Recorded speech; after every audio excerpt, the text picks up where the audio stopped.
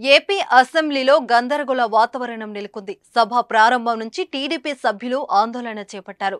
Speaker podium వద్దకు వెళ్లి పేపర్లు చల్లారు. అనంతరం స్పీకర్ పొడియంను టీడీపీ కేవలం ₹9కే డేటా సైన్స్ యూజింగ్ పైథాన్. ఇప్పుడే brainovision.in లో రిజిస్టర్ అవ్వండి. సభ్యులు చుట్టుముట్టారు. టీడీపీ సభ్యుల తీరుపై స్పీకర్ తమ్మినేని సీతారాం అసహనం వ్యక్తం చేశారు. మొదట స్పీకర్ సభను వాయిదా వేశారు. అయినా కానీ సభ్యులు ఆందోళన కొనసాగించడంతో టీడీపీ సభ్యులను ఒకరోజు స్పీకర్ సస్పెండ్ చేశారు. సస్పెండ్ చేసినా కానీ సభలో టీడీపీ సభ్యులు సభలోనే ఉండిపోయారు. సభలోకి రౌడీ షీటర్లు, రోడ్డు సైడ్ బ్యాచ్ వస్తారంటూ టీడీపీ సభ్యుల ఆందోళనపై ఎమ్మెల్యే సుధాకర్ బాబు మండిపడ్డారు. ఏపీ అసెంబ్లీ సమావేశాలు రెండవ రోజు మంగళవారం ఉదయం 9 గంటలకు ప్రారంభమయ్యాయి.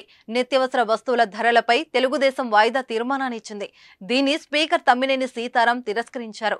దీంతో టీడీపీ సభ్యులు వాయిదా తీర్మానంపై చర్చకు పట్టుబడ్డారు. కాగా గంటా శ్రీనివాసరావు రాజీనామాను ఆమోదించినట్లు స్పీకర్ వెల్లడించారు.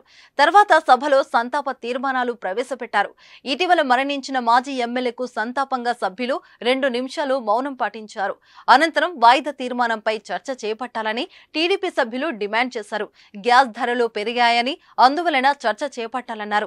అందుకు సభాపతి అంగీకరించకపోవడంతో బాదుడే బాదుడు అంటూ టీడీపీ ఎమ్మెల్యేలు స్పీకర్ పొడియం వద్దకు వచ్చి నినాదాలు చేశారు.